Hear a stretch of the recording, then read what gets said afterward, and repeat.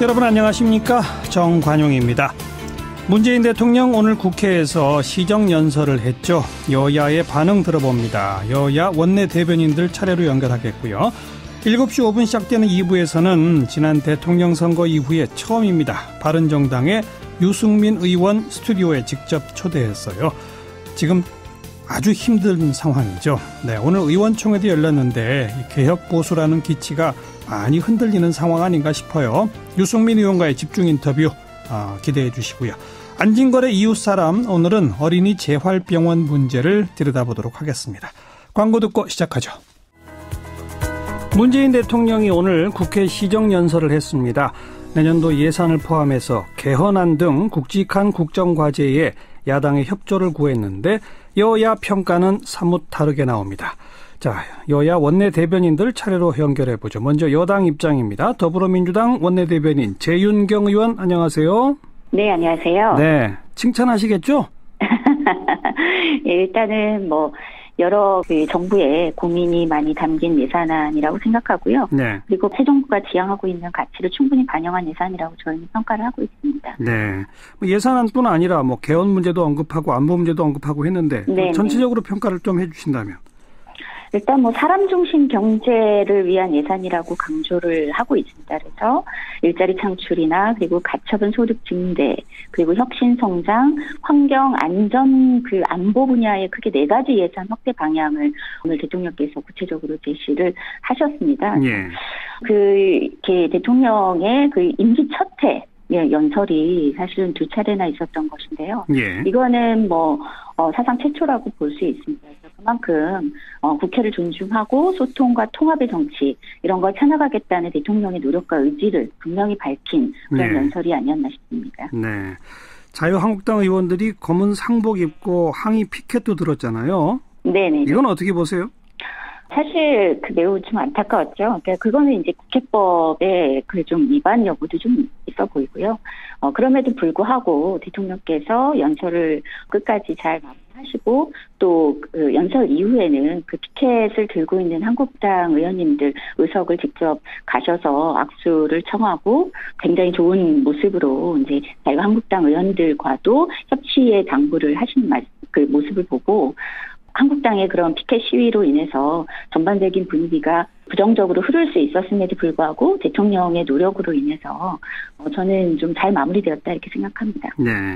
근데 야당들의 평가는 인색합니다. 자유한국당 대변인의 논평을 보면 현재도 미래도 없이 과거의 흔적 쫓기만 가득할 뿐이었다. 아마 IMF 이후에 우리 경제 구조의 변화를 쭉 설명하신 대목을 지적한 것 같은데 어떻게 보세요? 서두에 그렇게 말씀을 시작하신 것은 사실입니다. 그렇지만 그만큼 우리가 IMF를 극복했던 국민들의 저력을 강조하신 거고요.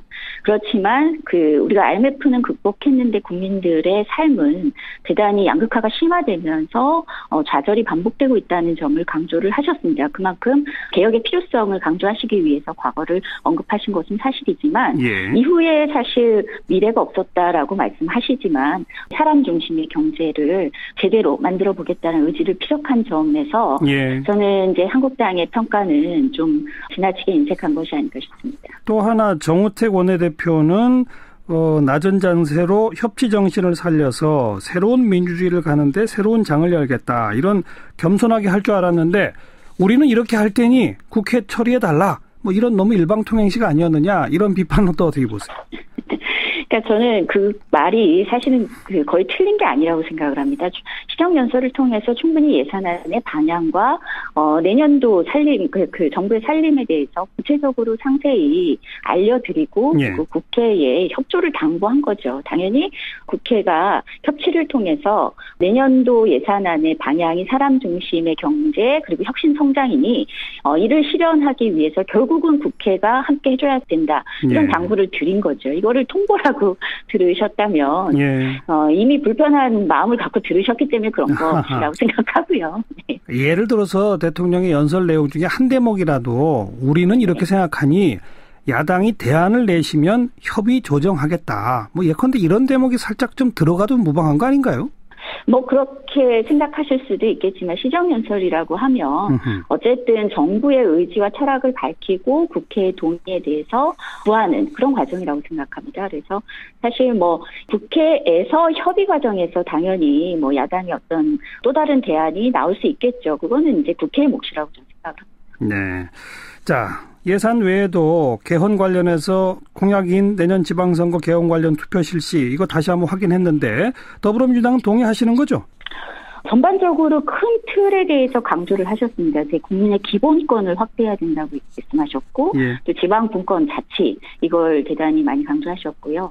그리고 국민의 참여와 의사가 반영되는 국민 개헌이어야 한다는 거, 국민 주권을 보장하고 정치를 개혁해야 된다. 이런 모든 방향에 대해서 저희가 당연히 반대할 이유가 없고요. 예. 그리고 또 덧붙여서 또 국민 투표를 그 지방선거 때 함께 해야 바람직하고 이 과정에서 국민의 정치적 의사가 정확히 반영되는 선거제도 개편도 함께 당부를 하셨습니다. 예. 당연히 이거는 저희 전반의 당론과 맥을 같이 하고 있습니다. 그런데 선거제도 또 권력구조 이런 대목이야말로 여야 간에 아주 치열한 협상과 논쟁이 이제 이미 벌어졌어야 되는 거 아닌가요? 이미 좀 늦은 거 아니에요? 뭐 지금 국회 내에서 특위 안에서 이제 협의가 이루어지고 있고요. 예. 뭐 각 당의 여러 입장차가 여전히 존재하고 있기는 합니다만 국회 내에서 이 개헌특위 안에서의 협의뿐만이 아니라 국민적 토론을 통해서도 대통령께서 의지를 밝히신 바와 같이 내년 지방선거 때 반드시 개헌이 이루어질 수 있도록 그렇게 저희도 할 계획을 갖고 있습니다. 예. 그리고 적폐청산 관련해서 국정원 검찰개혁 이런 입장이 또 피력되는데 역시 이건 뭐 더불어민주당은 100% 동의하시는 바겠죠? 예, 맞습니다. 뭐 국민들께서 지난 겨울 총 23차례나 촛불 집회를 하면서 1,600만 명이 참여를 하셨습니다. 이 과정에서 가장 강조한 것 또한 그 적폐청산이었거든요. 예. 뭐 그 적폐라는 단어에 대해서 뭐 불편하게 들으시는 분들도 있으시겠지만 풀어서 말씀드리면 아주 오랫동안 누적되어 온 폐단을 얘기합니다. 그래서 최근에 뭐 취업 비리라든가 뭐 이런 여러 문제도 있고 또 이 정치가 사실은 공정하게 흘러가지 않는 부분, 경제 전반에 있어서 양극화 심화되는 부분, 이 과정에서의 또한 정치의 잘못 이런 부분을 국민들께서 반드시 개혁되어야 된다. 예. 이런 적폐가 해소돼야 된다라고 의사를 밝히고 있고요. 당연히 이는 대통령뿐만 아니라 국회도 다 동의하고 함께 해야 되는 과제라고 생각합니다. 네. 국회도 다 동의하고 해야 한다고 생각한다라고 거듭 말씀하시는데 야당의 자세는 뭐 녹록지 않습니다. 예산안 통과, 야당과의 설득을 어떻게 노력하실 건지 짧게 한 말씀만. 협치 대통령께서도 강조했고 저희 더불어민주당도 다당 체제에서 여야 협치가 대단히 중요하고 대화가 중요하다고 저희도 믿고 있습니다. 그래서 뭐 이전에도 여러 어려움이 있었고 또 예산안 처리 과정에서도 분명히 어려움이 존재할 것이다라고 저희는 생각은 하지만 그럼에도 불구하고 적극적인 소통의 자세, 낮은 자세로 반드시 원만한 예산안 통과를 만들어내도록 하겠습니다. 네, 알겠습니다. 고맙습니다. 네, 고맙습니다. 더불어민주당 원내대변인 재윤경 의원이었고 자유한국당 원내대변인 맡고 있는 김정재 의원 연결합니다. 김정재 의원 안녕하세요. 네, 안녕하세요. 김정재입니다. 네, 대통령의 시정연설 총평해 주신다면요. 네, 오늘 뭐 크게 기대한 것은 아니었지만 조금이라도 기대한 것이 후회될 만큼 실망이 컸습니다. 네. 북핵 문제를 비롯한 그 안보 문제로 걱정이 많은 국민들께 오늘 곡간 걱정까지 더해준 거 아닌가 싶습니다. 한마디로 국민 불안만 가중시킨 그런 시정연설이 아니었나 싶습니다. 어떤 점에서 불안을 더 가중시켰나요? 네, 오늘 시정연설의 주 내용은 내년 예산안에 대한 설명이었는데요. 그렇죠. 내년 예산안 규모가 429조입니다. 네. 올해보다 한 7.1% 증가한 건데 예. 그 돈의 용처를 한번 살펴봤더니 공무원 증원이나 최저임금 인상 같이 거의 상당 부분의 예산들이 다 파퓰리즘과 관련된 예산이었어요. 예. 그리고 상당히 근시안적이고 인기 영합적인 정책들로 채워져 있어서 이런 정책에 국민 혈세가 들어가야 되나라는 걱정이 많이 됐었고요. 예. 그리고 차기 정부, 결국은 이거 차차기 정부에 엄청난 재정적 부담을 떠넘기겠다는 그런 결론을 내렸습니다. 예. 그리고 지금 사실 문재인 정부가 이렇게 흥청망청 예산 지출을 계속 하게 되면 2060년에 가면은 나라 빚이 3,400조가 더 늘어난다는 국회 예산 정책도 전망도 나왔고요. 예. 오늘 그 전체적인 그 예산안 내용을 보면서 정말 5년만 생각하는, 그리고 또 한 치 앞이 캄캄한 그런 욜로 정부가 아닌가라는 그런 생각이 들었습니다. 예. 자유한국당은 그러니까 공무원을 좀 늘린다든지 최저임금을 올리는 것 자체에 반대십니까? 아니면 좀 과도하다는 겁니까? 과도하다는 거고요. 과도하다. 특히나 공무원 증원 같은 경우에는 실상을 파악해서 어떤 데 공무원이 필요한지를 먼저 조사를 한 다음에 그다음 증원을 해야 되는데 예. 그런 왜 필요한지 이런 한마디 설명도 없이 그냥 우선 늘리고 보자는 거고요. 이제 지금 늘렸을 때 이제 5년 정도 지금 전체 예산은 내년은 뭐 3만 명 정도입니다. 김정재 의원님 소리가 갑자기 좀 이상해졌는데 수화기를 입에 좀 가까이 대고 말씀해 주시고요. 네네. 예. 말씀하세요. 네. 네네. 이제 잘 들립니다. 네. 공무원 증원에 대해서 우선 늘리자는 식으로 하는 게 걱정이고요. 예. 그리고 또 다른 그 예산들이 뭐 한마디로 너무 장기적이지 않고 근시안적이라는 거죠. 그게 지금 제일 저희가 우려하는 바입니다. 공무원 증원에 대해 최저임금은 최저임금을 인상을 하는 것은 점진적으로 인상을 하는 것에 대해서 저희는 반대는 안 합니다만 이 인상된 것에 대해서 모자라는 부분, 부족한 부분을 사기업을 또 세금으로 이거를 메꿔준다는 것, 거기에도 굉장히 문제가 많다고 생각을 합니다. 예. 공무원 증원 최저임금 증액의 속도가 문제다 이 말씀이고 네. 공무원에서는 어디가 필요한지가 없다고 하셨는데 5년 로드맵을 얼마 전에 정부가 냈어요. 경찰 공무원 몇만 명, 뭐 소방 공무원 몇만 명 이렇게 구체적인 내용을 밝히지 않았나요? 그 내용을 보면 사실상 지방에서 얼마가 필요하다 이렇게 해서 올린 게 아니고요. 각 지역에 얼마를 중앙에서 기계적으로 정해서 내려줬다는 겁니다. 그래서 사실상 실제로 들여다보면 정말 필요한 곳에 그 공무원 수요가 필요한 곳에 가지 않는다는 거죠. 아직까지 뭐 전수조사나 제대로 그런 절차를 밟지 않고 그냥 당선되시고 바로 그냥 발표하고 거기에 예산을 퍼붓겠다는 겁니다. 거기에 대해서 걱정을 하는 거죠. 그러니까 자유한국당은 재정을 확대하는 방향과 그 정책 자체에 반대이신 거죠? 네네.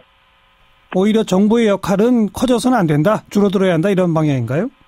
아니요. 정부의 역할이 커질 때는 커져야겠지만 이렇게 지금 특정 분야, 소위 말하면 일자리 늘려야 된다 그러면 사실 일자리는 기업에서 늘리는 거 아닙니까? 그런데 이렇게 공무원만 포커스를 맞춰서 숫자 늘리기에 급급해 하니까 거기에 대해서 안타까운 거고요.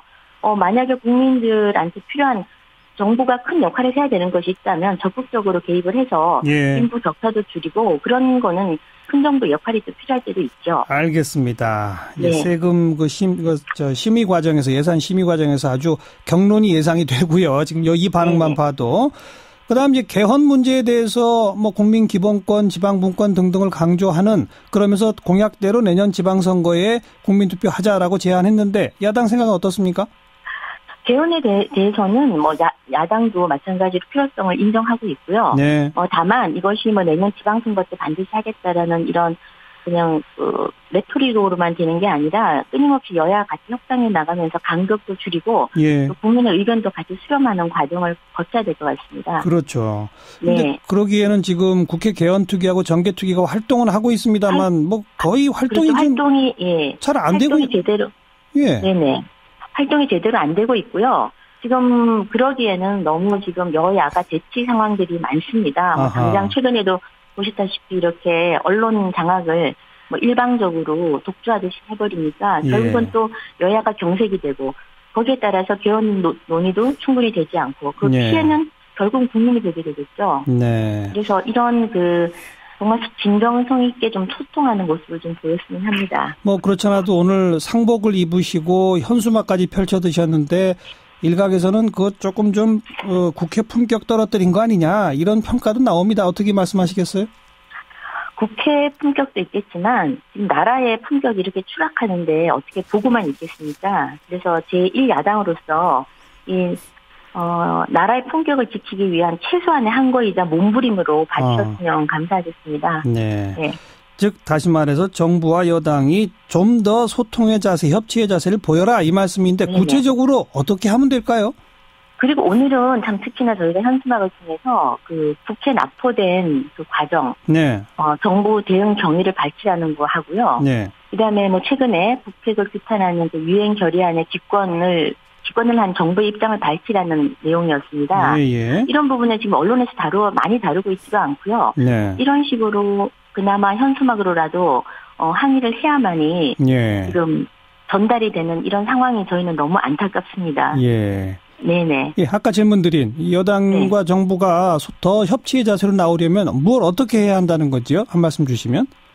지금 문재인 정권의 이 지금 초반기 새로운 정책을 내놓는 속도를 보면 거의 질주에 가깝습니다. 네. 그리고 이게 어떤 국민과 야당과의 소통을 통해서가 아니라 본인들만의 생각, 촛불 정국에 기대고 높은 지지율에 기대서 그냥 깊은 사고와 검토도 없이 그냥 내뱉고 하는 정책들이 지금 너무 많습니다. 네, 네. 그래서 이것을 좀 막으려고 그러면 무엇보다도 소통하고 협치하겠다는 기본적인 자세에서 알겠습니다. 전향적인 자세가 필요하다고 생각합니다. 알겠습니다. 그냥 혼자 질주하지 말고 미리미리 상의해서 합의해서 던져라 이 말씀으로 해야죠. 듣겠습니다. 네, 네. 오늘 고맙습니다.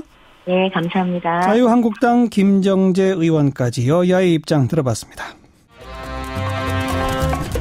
윤태곤 실장 어서 오십시오. 네, 안녕하세요. 시정연설에 대한 평가는 앞에 했으니까 예, 그 전에 사전 환담이 있었죠? 그렇죠. 이 관행인데 대통령 시정연설 전에는 국회의장실에서 의장단 각 당 지도부하고 환담을 해요. 네. 항상. 오늘 홍준표 대표도 참석을 했죠. 예, 전원 참석이었습니다. 예. 지난번에는 일정 때문에 혹은 정치적 이유로 또 각 당이 이제 비대위 체제이기도 했고 했는데 오늘은 여야 국회 지도부 전원 참석이었어요. 예, 예. 홍 대표도 말씀하신 대로 참석을 했고. 예. 홍 대표가 그간에 이제 여야 대표들이 대통령하고 모인 자리가 2번 있었는데 항상 안 갔거든요. 1대1 아니면 안 간다는 식이었죠. 그렇죠. 그 직설적으로 말하지는 않았지만 예. 들러리 서러 가진 않겠다. 예. 이런 식으로 이야기했는데 오늘은 참석했어요. 예. 좀 어색한 분위기가 연출이 됐죠. 어떤 어색한 분위기요? 문 대통령이 먼저 말을 걸었답니다. 오늘은 오셨네요. 예. 계속 안 오더니 오늘은 오셨네요. 라고 인사하자 홍 대표는 여기는 국회니까요. 청와대로 부른 게 아니기 때문에. 그렇죠. 예. 홈그라운드 아니냐 이거죠. 예. 그래서 이제 문 대통령이 홍 대표가 미국에 다녀오신 거나 박주선 부의장이 태국에 다녀오신 거에 대해 가지고는 따로 대화할 기회가 있으면 좋겠다. 이러자 홍 대표는 나중에 기회 되면 말씀드리겠다. 이렇게 답했는데 네. 이 대화를 제가 전체를 다 소개해드린 거예요. 예. 이게 말이 연결되는 분위기가 아닌 거잖아요. 여기까지만 딱 하고 끝난 거예요? 탁 이제 단문으로 대답한 거 아니겠습니까? 홍 대표는 이제 길게 이야기하지 않겠다. 예. 이런 이제 뜻이었던 것 같아요. 예. 박주선 부의장은 얼마 전에 태국 국왕 장례 특사 자격으로 다녀왔거든요. 아하. 홍 대표는 방미 이후에 청와대 안보 영수회담을 제안해 놨습니다. 그랬죠. 1대1로. 예. 근데 이제 청와대는 일정이 안 맞는다. 예. 이런 이제 이유로 거절을 해서 그 연장선상이었던 거죠. 근데 오늘 문 대통령이 홍 대표가 미국에 다녀온 것이나라고 물론 하긴 했습니다만 따로 대화할 기회가 있으면 좋겠다라고 한 건 따로 만날 수도 있다는 자락을 한번 깔아둔 거 아닐까요? 글쎄요. 그러니까 그게 모르겠습니다. 다시 이제 다 같이 부르겠다는지 아니면 1대1로 보겠다는 건지 아니면은 순차적으로 만날 수도 있는 거거든요. 당 대표들. 아무튼 뭔가 자락을 깔긴 깔은 거네요. 그렇죠. 그러니까 홍 대표하고는 딱 요 발언이 끝이다. 그렇죠. 다른 사람들하고의 대화는 어땠어요? 야당은 아무래도 비판적이었죠. 심재철 국회 부의장 같은 경우에는 최저임금, 공무원 증원 등에 대해서 예산이 감당할 수 있을지 걱정이 많다.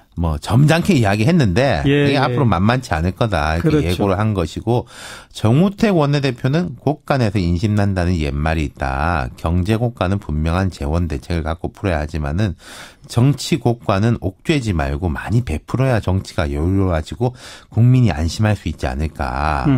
이 이제 옥죄지 마라라는 게 이제 적폐청산 이런 데 대한 이야기겠죠. 예. 그러면서 이제 취임 초에 협치를 강조하실 때하고는 동떨어진 느낌이다 이렇게 덧붙였고 경제 곳간 얘기는 그 예산 빡빡하게 해야 된다. 문제 있다는 얘기고 정치 고관 얘기는 협치하라는 얘기고. 그렇죠. 반면에 이제 박주선 부의장은 국민의당 소속이잖아요. 네. 안보 문제에 대해서 미국 내 이견이 많은 것 같다. 북한에 대한 군사 행동을 두고 의견이 들쑥날쑥한데 한국에 동의 없는 군사 행동은 안 된다라는 구속력 있는 조치들을 강구해달라. 네. 이렇게 말했고. 이건 정부 쪽에 약간 힘을 실어주는 그렇죠. 조금 듯하네요. 이제 진보적인 이야기죠. 정의당 이정미 대표도 정책과 예산에 대한 국민 체감도가 중요하다. 실현 가능한 정책을 뒷받침할 수 있는 과감한 증세를 해야 된다. 주문은 있습니다만은 방향이 다르죠. 완전 다르죠. 그렇죠. 자유한국당 쪽하고 국민의당하고 정의당하고 각자 자기네 당론 얘기한 거네요. 그렇죠. 대통령 앞에서. 그리고 이제 좀 또 독특한 것이 안철수 대표도 참석했죠. 예. 홍준표, 안철수 두 사람은 원외지 않습니까? 예, 하지만 당 대표니까. 그렇죠. 예. 한 대표는 개헌과 선거법 개정은 미래 설계 기반이므로 매우 중요한데 제대로 진행될지 우려가 깊다. 대통령께서 직접 관심을 가지고 역할을 해 주시길 부탁드린다. 이것도 역시 국민의당이 하고 싶은 얘기 한 거군요. 그렇죠. 이거는 다당제 이쪽하고 연결되는 건데 네. 근데 마침 대통령 시정연설에서 개헌에 대한 강조점이 포함되어 있었어요. 네. 자, 이렇게 각자가 하고 싶은 말 한 거에 대해서 대통령은 뭐라고 답변했어요? 총괄적으로 이야기한 건데 최저임금 인상은 최저임금위원회의 결정으로 이미 이루어졌다. 국회가 후속조치 마련의 지혜를 모아달라. 세금 문제죠. 그렇죠. 이것도. 그리고 예. 한중관계 이 부분에 대해서 사드에 대해서 이제 더 이상 안 늘린다 이런 걸 너무 명확하게 말한 거 아니냐라는 지적이 있었는데 한중관계 정상화에 대해서는 조금 더 시간을 갖고 평가해달라 이렇게 말했어요. 예. 이 자리가 원래 경론이 오가고 얼굴 붉힌 자리는 아닙니다만은 박근혜 전 대통령 때에 비하면은 좀 상당히 구체적인 이야기들이 이 정도면은 나온 거예요? 네, 당대표나 의장단 사이에서는 이 정도면 구체적이었던 것 같아요. 네. 네. 제가 보기엔 전원 참석이 하나의 의미가 있고, 그렇죠. 그다음에 각 당이 하고 싶은 얘기 했다. 예. 그렇게 정리하면 될 것 같네요. 네. 수고하셨습니다. 감사합니다. 윤태권 실장이었습니다. 1부 마치고요. 7시 5분 2부에 다시 옵니다.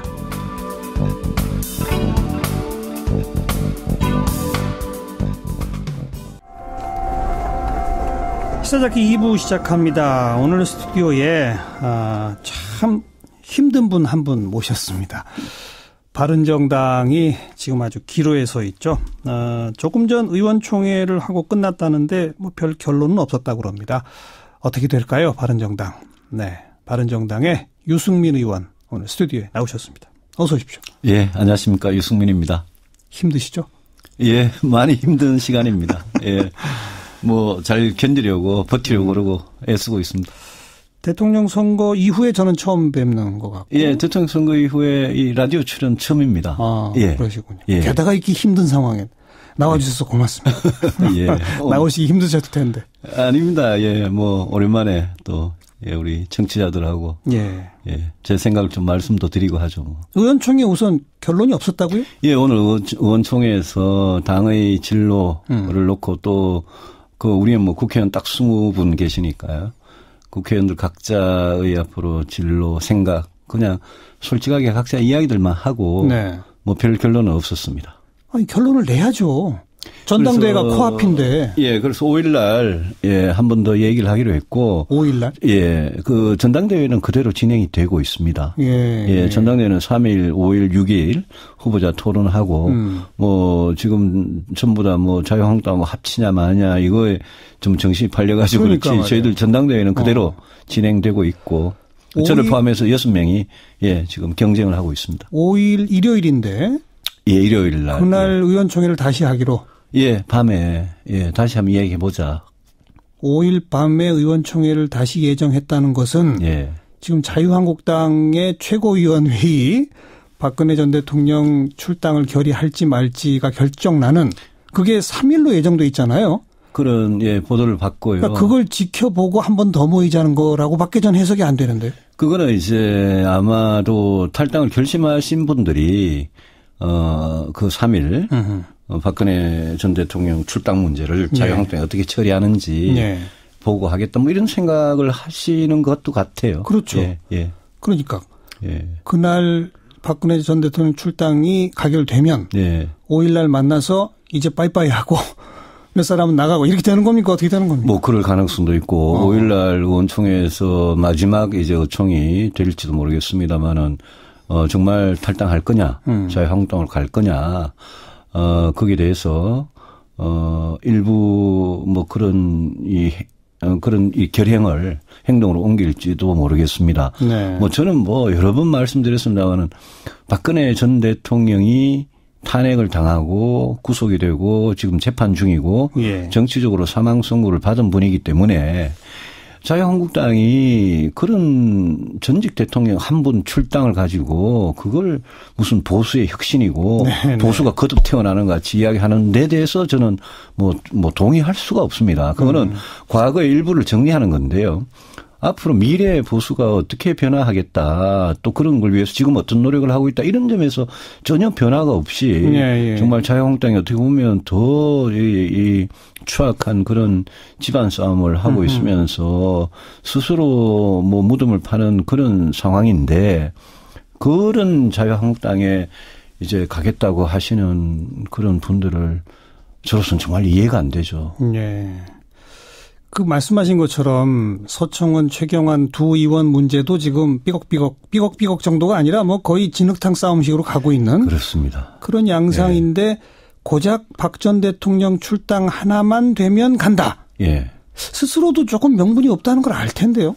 그러니까 이제 자꾸 다른 이야기들을 하시는 것 같습니다. 어떤 이야기요? 예컨대 뭐 당대당 통합이면 갈 수 있냐 이런 이야기를 이제 중간에 몇 분이 꺼냈는데요. 그런데 그런 부분도 당대당 통합이든 흡수 통합이든 그거는 우리 바른정당 의원님들이 예. 바른정당이 자유한국당하고 지금 이 시점의 자유한국당하고 합치는 게 앞으로 보수의 새 출발 새 희망을 위해서 이게 옳다 예. 바람직하다라는 뭔가 그런 판단이 들 때 하는 건데요. 예. 그 당대당 통합이라는 건 그냥 절차에 불과한 거거든요. 그렇죠. 그래서 뭐 저는 일관되게 지금 저런 모습의 자유한국당 예. 전혀 변하지 않고 새로운 희망을 주지 못하고 갈수록 퇴행적으로 가는 자유한국당. 저거를 우리가 개혁부수를 하겠다는 바른정당이 합친다는 거는 정말 국민적인 명분이 전혀 없는 일이다. 그래서 저는 지금은 안 된다. 알겠습니다. 예, 뭐 그런 생각을 분명히 갖고 있습니다. 자, 명분과 원칙의 측면에서 먼저 이야기를 좀 하고요. 예. 그다음 현실의 측면에서 이야기를 좀 해요. 그러시죠. 예. 지금 유승민 의원이 강조하시는 것은 원칙적으로 지금의 자유한국당은 하나도 달라지지 않았다. 예. 때문에 함께 할 이유가 하나도 없다. 그렇습니다. 그거죠. 예, 그렇습니다. 그리고 어느 인터뷰를 보니까 지난 9년 이명박 박근혜 집권 9년 동안 보수가 폭삭 망했다. 예. 왜 망했습니까, 보수가? 저는 보수가 잘못했기 때문에. 뭘 제일 잘못한 겁니까? 보수 이러면 저희들 선거운동할 때 이렇게 티셔츠 입고 다니면서 앞에 뭐 과거 한나라당 새누리당 시절에 예컨대 경제 살리는 새누리당. 네네네. 이렇게 하고 다녔는데. 맞아요. 이명박 박근혜 9년 동안 이 김대중 노무현 10년에 비해서 경제도 보수가 제대로 못했습니다. 네. 보수가 제일 자랑하는 분야가 안보하고 경제 아닙니까? 그렇죠. 저는 그 두 보수의 어떤 본래 영역이라고 할 수 있는 안보 경제에서 보수가 9년 동안 무능했다. 네. 잘하지 못했다라는 반성을 분명히 하고요. IMF 20주년이 지금 됐습니다마는 IMF 이후에 사회의 어떤 불평등, 양극화 이런 게 너무나 심해져 가지고 예. 대한민국이란 공동체가 이렇게 이 내부로부터 붕괴가 될 그런 시점에 있지 않습니까? 그러면 보수도 이런 사회 통합, 국민 통합에 대해서 관심을 가지고 예. 대한민국이라는 같이 살아가는 공동체를 이렇게 따뜻한 공동체를 만들려는 네. 양극화를 완화시키고 해소하고 이런 노력을 했어야 되는데 그런 분야에서는 보수는 전부 무관심했습니다. 네. 그래서 저는 이 보수가 정말 새로운 시대에 진짜 더 나은 세상을 우리 후손들한테 물려주기 위해서 국가 안보 튼튼하게 지키고 경제 강하게 일으키고 그러면서 민생 분야에서 정말 힘든 고통받는 중산층 서민을 위해서 따뜻한 정책을 펼치는 그런 보수. 예. 거기다가 이제 이 공정하고 정의로운 사회 그게 마치 진보의 전유물 같이 되어 있지 않습니까? 네. 그건 왜 공정이나 정의나 이런 부분에 대해서 왜 보수가 그걸 진보한테 그거는 진보의 가치다라고 양보를 해야 되냐?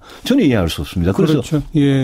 그런 부분에 대해서 보수가 정말 우리 보수는 지키는 거니까 대한민국의 안보, 경제, 민생 그리고 우리 국민들이 아주 갈구하는 그런 공정한 사회, 정의로운 사회 이런 가치 이거를 보수가 우리의 가치로 가지고자 우리가 그걸 잘해보자. 그게 라는 게 개혁 보수인데 예. 그 개혁 보수를 하자고 하는 마당에 지금 자유한국당의 모습. 알겠어요. 저거는 우리가 추구하는 거하고 너무나 거리가 있다. 그래서 이런 거죠. 저는 자유한국당이 정말 반성하고 책임지고 새로운 그런 보수의 어떤 재건 개혁을 위해서 그 방향으로 오면 네. 저는 뭐 내일이라도 합칠 수 있습니다. 그런데 지금 안 오고 있는데 왜 거기에 알겠어요. 그렇게 당장 지방선거만 보고 들어가려고 하느냐. 이런 이야기죠. 지난 9년 보수 집권 경제 망쳤다. 안보 못했다. 무능했다. 무능했습니다. 그리고 IMF 이후에 불평등 양극화 심화됐다. 네. 오늘 마침 문재인 대통령 시정연설에 IMF 이후 불평등 양극화 얘기를 많이 했거든요. 많이 했습니다. 그러니까 잘못 들으면은 문재인 대통령 연설하고 비슷한 얘기를 하시는 저는 걸로. 오늘 문재인 대통령의 시정연설 중에 네. 그 해법 뒤에 해법에 대해서는 제가 동의하지 않는 부분이 있습니다만은 네. 진단에 있어서는 IMF 위기 20주년을 말씀하시면서 네. 어떤 그 이후에 우리 대한민국의 어떤 시대적 과제로 떠오른 그 부분들 문재인 씨에게는 저는 동감했습니다. 네. 그런데 네. 지금 이게 이제 원칙적으로 상황 진단과 또 이번 대선에서 패배하게 된 과정이나 네. 탄핵까지 온 과정이나 등등을 다 보면 유승민 의원처럼 생각하고 말하는 게 너무 당연하거든요. 논리적으로 상식적으로. 그런데 지금 100명이 훌쩍 넘는 국회의원이 모여있는 자유한국당의 변화 내지는 혁신위원회까지 만들었습니다만 왜 저런 모습을 보이고 있다고 보세요? 자유한국당의 리더십 자체가 이 홍준표 대표를 대표로 뽑으면서 그 지도 체제 리더십 자체가 저는 너무 극우 방향으로 가고 혁신이 말씀하셨습니다만 자유한국당 혁신이 거기에 어떤 면면을 보거나 그분들이 어떤 생각 발언을 보면 이게 뭐 자유한국당을 더 극우 정당을 만들자는 거지 정말 보수가 기존의 보수가 좀 건강하게 다시 태어나고 제대로 된 보수 모습을 보여주는 그 방향으로 네. 가고 있는 게 아니고 거꾸로 가고 있다고 보는 거거든요. 그래서 저는 그게 자유한국당에 107명이라는 국회의원들이 계시는데 네. 어떻게 107명이 다 그럴 리는 없는데 네. 그 안에도 분명히 이 보수가 이대로 가면 뭔가 아니다. 이래가지고 국민들한테 지지를 받을 수 있겠느냐. 네. 이런 걱정, 우려를 하시는 분들이 저는 분명히 있다고 생각합니다. 그러니까 오히려 그런 분들이 밖으로 나오겠다고 해야 되는 거 아니에요? 그분들이 뭔가 그런 계기를 못 찾는 것 뿐이고 저는 바른정당이 개혁 보수였던 길, 가치 그걸 갖고 지금 딱 버티고 있으면 그러면 자유한국당이 언젠가는 정말 이렇게 지금 상태로는 도저히 안 되기 때문에 네. 말씀하신 대로 그런 분들이 뭐 수십 명이 되든 몇 명이 되든 오히려 뛰쳐나와서 저희들하고 같이 합류를 할 수 있다고 생각합니다. 예. 그러니까 지금 굉장히 중요한 거는 정치를 하다 보면 어떨 때는 정말 견디고 버티는 게 중요할 때도 있는데 예. 저는 바른정당이 지금 진짜 어렵더라도 견디고 버텨야 될 때 아니냐라고 생각하고 이제 탈당하시려는 분들한테 그런 설득을 하는 건데 그런 설득에 대해서 뭐라고 답변해요? 그분들은 당장 이제 이런 이야기를 하시죠. 두 가지 이야기인데 문재인 정부가 너무 잘못하고 있는 부분에 대해서 우리가 합쳐서 견제를 해야 된다라는 거하고 당장 내년 지방선거인데 지금 지방선거 우리 후보들이 2번하고 4번으로 이렇게 나뉘어져 가지고 네. 지방선거를 이길 수 없지 않느냐 이건데요. 저는 더 근본적으로 생각하는 게 문재인 정부 당연히 잘못하는 거는 비판하고 못하도록 막고 견제해야 되는데 그거는 정말 정확하게 해야 되거든요. 예, 예. 저는 지금 자유한국당식으로 그렇게 견제하고 하는 게 그게 제대로 된 견제를 하는 건지도 모르겠습니다. 네. 문재인 정부 비판하고 견제하는 그거는 제가 당대표가 되면 저는 정말 열심히 정확하게 할 작정이고 지방선거라는 거는 지금 자유한국당하고 바른정당의 여론조사 숫자를 뭐 제가 함부로 인용할 수는 없습니다만 이를 보면 합쳐도 20%도 안 되는 지지 네. 아닙니까? 네. 합쳐서 20%가 안 되는 지지 지난번 대선 때도 보셨지 않습니까? 네. 그 지지도 가지고 선거를 이길 수 있느냐? 아니라고 보거든요.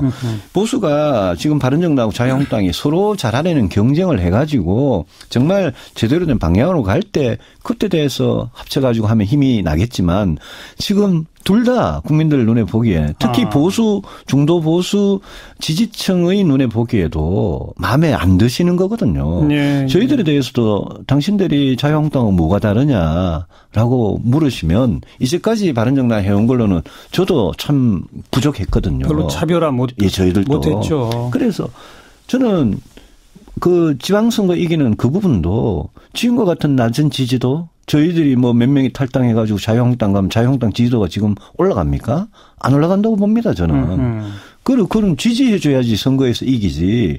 지지를 못 받는데 무슨 선거에서 이기냐. 네. 이런 저는 생각을 갖고 있기 때문에 탈당을 굳이 지금 저런 모습의 자유한국당으로 탈당해서 돌아가려는 분들의 마음을 제가 참 이해를 못하는 거죠. 여기까지가 이제 원칙론, 명분에 대한 얘기고요. 네. 이제 현실에 대한 얘기로 넘어가면 아마 지금 탈당하려는 분들한테 그렇게 설득하면 두 가지로 답변한다라고 한 것의 두 번째, 지방선거 다가온다. 네. 사실은 이게 핵심이고요. 그렇습니다.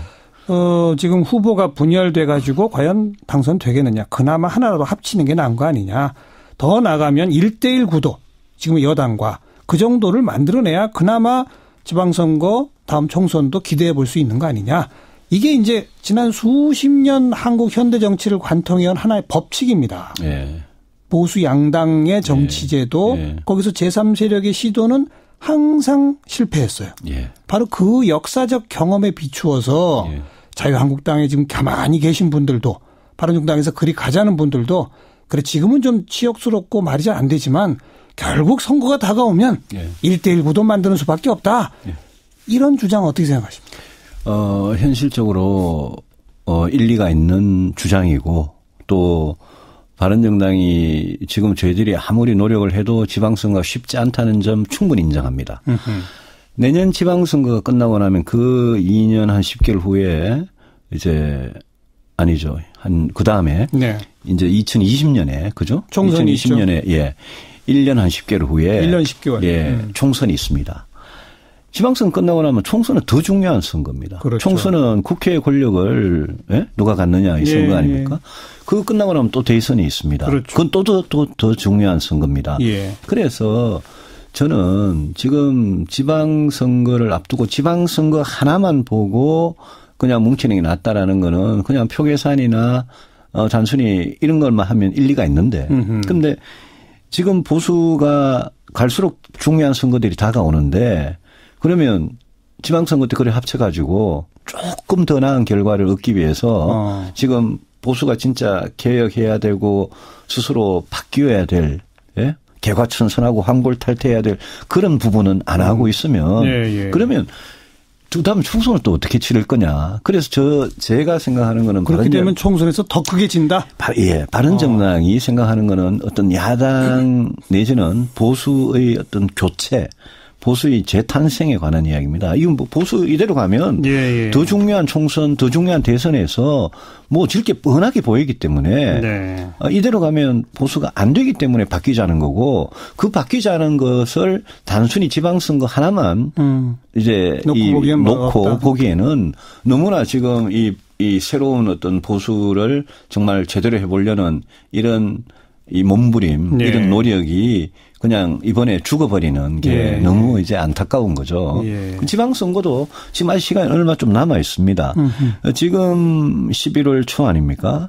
그러면 내년 3, 4, 5월 그때 가서 문재인 정부는 어떻게 되어 있을 거며 또 자유한국당은 어떻게 되어 있을 거며 그때 가서 만약 바른정당이 판단을 지금보다 훨씬 더 높은 지지를 받고 그때 가서 만약 정계 개편의 판이 흔들리면 그러면 저는 바른정당이 추구하는 어떤 이 개혁 보수를 가지고 저는 충분히 승부를 볼 수 있다고 생각을 합니다. 그래서 기본적으로 저는 탈당하시려는 분들이 좀 너무 해보지도 안 하고 패배주의에 너무 젖어 있는 거 아니냐 이 생각을 하는 거죠. 정계 개편 타이밍이라 하더라도 지금이 아니라 내년 3, 4, 5다. 차라리 그때까지 열심히 해보고 그때 가서 자연스러운 그런 기회가 오고 그건 아마 국민들의 어떤 지지나 각 당 안의 어떤 사정이나 뭐 또 그 사이에 뭐 어떤 일이 어떻게 일어날지 모르는 그렇죠. 거니까요. 우리 정치가 워낙 살아있으니까. 예, 그래서 저는 이때 제가 버티죠, 견디자라는 거는 알겠습니다. 우리가 가는 길은 옳기 때문에 이 길 위로 가다 보면 언젠가 국민들께서 우리를 이해해주고 지지해주시면 그때 이제 희망이 열린다. 네. 이렇게 보고 왜 이 어려운 순간을 못 견디냐. 그리고 만약 내년 지방선거 그때가 아니라면 총선 앞두고라도 또 기회는 많이 있다? 그렇습니다. 지방선거 끝나고 나면 저는 뭐 더 명분 있는 그런 보수 대통합의 기회가 분명히 올 거라고 생각하고요. 제가 늘 말씀드리지만 통합에 반대하는 사람은 절대 아니고 통합을 하려면 국민이 박수치는 통합을 해야 된다. 예. 그러려면 옛날 그런 낡고 부패한 보수가 아니라 새로운 이 개혁 보수의 길 위에서 저는 자유한국당이고 국민의당 전부 다 열려 있다. 네. 정말 그때 가서 해처 모여식 그런 보수 대통합을 한다면 네. 그거는 뭐 제가 뭐 반대할 이유가 없습니다. 많은 분들이 문자로 의견 주시는데요. 네. 우리 유 의원님을 칭찬하고 격려하시는 문자도 상당히 있습니다. 3692, 0452, 9565 등등 많은 분들 유승민 의원이 힘내시라 응원글 보내고 있고 배재규님 양심적인 보수의 길을 지키는 모습 응원합니다. 남용우님 진정한 보수의 길로 초지일관하시기 바랍니다. 철새들은 날려보내세요. 국민들은 알고 있습니다. 9510번님 정말 자유한국당은 아닙니다. 그렇게 뭉치면 보수는 망해요. 보수의 희망은 바른정당입니다. 그런가 하면 8823번님 유 의원님 보수가 뭔가요? 재벌 입장에서 친일파 껴안고 안보 하면서 북한과 대결 구도만 꾀하고 일본은 우리 편이란 착각에 있고 사대주의 굴종 외교 외치면서 미국이라면 지고지순으로 여기고 그게 우리 보수 아닌가요? 이런 비판도 있고 박상현님 예. 말로는 누가 못하나요? 실천을 해 주세요. 예. 그런 질책의 문자에 답변 한번 해보시죠. 뭐 말로는 누가 못하냐 실천하라는 그 질책은 제가 뭐 정말 100% 그대로 받아들입니다. 왜냐하면 저희들 창당하고 9달 10달 지난 동안에 정말 뭐가 다르냐. 개혁보수라고 말로 하는데 뭐가 다른지를 행동으로 입법으로 예산으로 보여라. 그 점에 대해서 바른정당이 제대로 뭐 지금 집안에 이렇게 싸움 때문에 못 보여드린 점 정말 죄송하게 생각하고 그 점 앞으로 정말 행동으로 보여드리고 싶고 그렇게 하겠습니다. 그 앞에 비판하신 분들은 아마 보수에 대해서 만약 그런 비판이 맞다면 보수는 정말 뭐 어떻게 보면 사라져야죠. 그런데 네. 제가 아까 안보 경제에서 무능했다고 말씀드렸잖아요. 그럼 보수는 정말 안보 경제가 아주 전통적인 보수의 영역입니다. 안보와 경제 성장. 예. 그거를 지금 어떤 진보 정권이나 진보 세력들이 하는 것보다 저희들이 훨씬 더 튼튼한 방법으로 지키는 걸 보여드릴 때 보수의 진가가 발휘되는 거고 거기 플러스해서 새롭게 나타난 정말 이 불평등 양극화의 문제 또 공정하지 못하고 정의롭지 못한 이런 문제를 새로운 보수는 그거는 진보 영역이다라고 양보하고 뺏기지 말고 왜 그 좋은 가치를 민주공화국의 가치를 보수가 같이 실천하면 어디가 잘못됐냐라는 거기 때문에 아까 그 비판 두 개 중에 앞에 분이 비판하신 거는 뭐 정말 저런 분하고는 제가 좀 토론을 해봤으면 좋겠는 게 제가 좀 받아들이기 힘든. 어쨌든 그러니까 좋은 참 보수의 모습이 있다. 그걸 보여주겠다. 그렇습니다. 우리 사회가 좋습니다. 보수 진보가 이제 정말 더 업그레이드 돼서 서로 경쟁해야 정치가 발전을 하는 거죠. 우리 정치가 이미 그 옛날 삼김 정치나 뭐 이런 식의 누가 이렇게 딱 깃발 들고 따라와 그러면 다 따라가고 뭐 이런 정치의 판이 아니에요. 이제는 아닙니다. 거의 각자 도생의 정치가 되다 보니까 그렇습니다. 제가 볼 때 가장 근본적으로 바른정당의 20명 의원들 사이의 생각이 달라요. 지금 유 의원 말씀하시는 그 개혁보수라고 하는 원칙과 명분에 철두철미하시는 의원들이 몇 분 계시고 아닌 분들이 분명히 계신 것 같아요. 그거는 이제 처음에 당을 만들 때 역사로 거슬러 올라가면 뭐 그런 부분이 있습니다. 저 같은 경우에는 진짜 개혁보수 하고 싶어서 당을 만들었고 어떤 분들은 뭐 박근혜 전 대통령 탄핵에 반대하는 세력하고는 같이 못하겠다. 그냥 아니면 뭐 반기문 씨를 대통령 만들고 싶다. 뭐 그런 동기를 갖고 당을 만드신 분이 섞여 있었습니다. 그래요. 근데 이런 문제는 뭐 저희들 안에 뭐 이렇게 생각이 좀 차이 나고 이런 부분은 다 끌어안고 가야 되는데 당을 만들 때 그 이후에도 본질적으로 정치를 하는 이유가 다른 분들은 그러니까요. 참 쉽지는 않습니다. 그런데 이 부분은 갈라설 땐 갈라서야 되는 거 아닙니까? 이 부분은 바른정당이나 국민의당이나 예. 자유한국당이나 사실은 다 있는 문제이기도 합니다. 그런 식의 어떤 차이. 그래서 저는 좀 그렇게 생각합니다. 아까 제가 보수 대통합, 진정한 보수 대통합은 지금 야당을 하고 있는 자유한국당, 바른정당, 국민의당 안에서 네.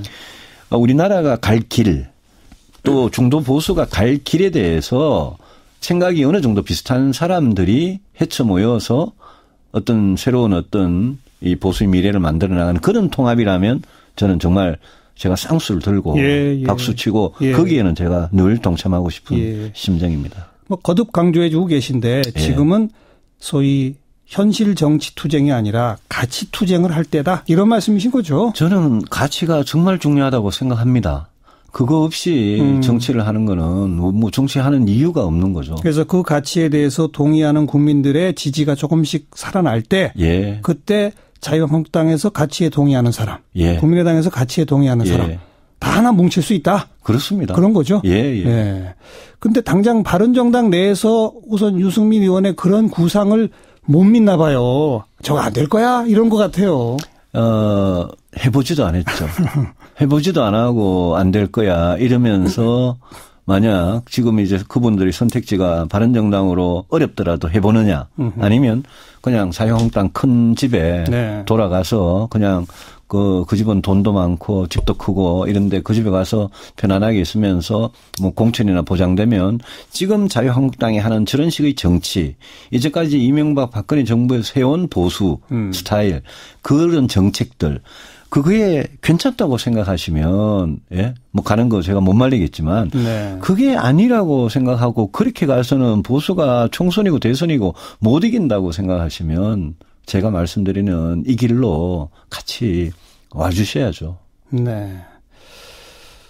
당장 한 명, 두 명 이상만 한 명만 나가도 교섭단체 지위를 잃잖아요. 그렇습니다. 그럼 정말 현실적 타격이 크잖아요. 과거에 이제 천막 당사할 때도 2004년에 그때도 제가 당에 있었습니다. 당에 있었는데 그때는 뭐 겉으로는 천막 당사를 했지만 당에 어떤 재정 형편 돈 사정은 엄청나게 풍족했을 때고요. 만약 우리가 한 분이라 나가서 원내교섭단체 깨지면 정말 이렇게 가난하게 살림을 꾸려가야 됩니다. 그래서 저는 탈당하시려는 의원님들 탈당 안 하시고 같이 당을 지켜주셨으면 제일 좋겠지만 실제 만약 그런 일이 일어난다면 저희들 정말 춥고 배고파도 살림 줄이고 그 대신에 우리 사무처 직원들 같이 하겠다는 그 식구들 함부로 해고하고 잘라내고 이러지 말고 정말 급여가 반으로 줄고 3분의 1로 줄더라도 같은 식구로서 다 품고 아무리 어려워도 한번 견뎌볼 생각을 하고 있습니다. 네. 아주 중요한 시기인데요. 당장 이번 주말 거치면서 바른정당의 운명이 어디로 갈지 저희도 함께 관심 갖고 지켜보도록 하겠고요. 많이 도와주십시오. 우리 유승민 의원 모시면서 인터뷰 끝나고 혹시 듣고 싶은 노래가 있느냐 제가 미리 물어봤잖아요. 그랬더니 딱 지금 이 노래를 듣고 싶은가 봐요. 김광석의 일어나 함께 듣죠. 오늘 고맙습니다. 고맙습니다. 어렵게 살아가는 우리 이웃들 돌아보는 안진걸의 이웃사람 코너인데요. 오늘은 재활난민, 특히 어린이 재활난민에 대한 이야기를 나눠보겠습니다. 참여연대 안진걸 사무처장 어서 오세요. 네, 안녕하십니까. 재활난민? 무슨 뜻이에요? 딱 느낌이 청취할 때 오실 겁니까? 그러니까 재활 치료가 필요한데 시설은 부족하고 어린이 전문 재활병원은 서울 마포의 넥슨 어린이 재활 전문병원 딱 하나밖에 없습니다. 그러면 이제 성인들이 재활병원이 있는데 다녀야 되는데 권역별로 보면 전국에 또 7개밖에 없습니다. 권역별 재활의료병원이요. 그러니까 병상은 적을 거고 또 어린이 치료가 수가가 안 맞는다 병원이 또 치료를 기피하기도 하니까 아무래도 어린이 치료를 기피하고 또 특수학급까지 설치하는 게 부담스러우니까 그것도 기피하고 그럼 아무래도 우리 그 장애가 있는 학부모들 입장에서는 넥슨 재활병원이라든지 마포에 있는 그다음에 곤욕별 재활의료기관이라든지 또는 병원에 학급 있는데 이런 데를 쫓아다녀야 되니까 네, 난민처럼 떠돌아다닌다는 것이죠. 그리고 병원도 6개월밖에 입원을 허용을 안 한답니다. 그러니까 한 번 입원하면 최장 6개월. 그러니까 학교는 3년 6년 이렇게 다녀야 되잖아요. 우리가 보통 초등학교 그것도 안 되는 것이죠. 그래서 굉장히 이 문제를 저도 이번에 준비하면서 아주 심각하다. 특히 하나밖에 없다는 게 너무 충격적이었습니다. 이게 가만히 그냥 상식적으로 따져봐도 장애를 갖고 있는 사람 가운데 특히 어린이 장애면 얼마나 재활치료사들 손이 더 많이 가겠죠. 맞습니다. 그러니까 한 아이를 치료하려면 아마 성인 한 명 치료하는 것보다 재활치료사가 한두 명 더 붙어야 될 그렇습니다. 거고. 이러다 보니까 대부분의 병원은 이걸 기피하려고 할 거고. 그나마 있는 병원은 수도권에만 있을 거고.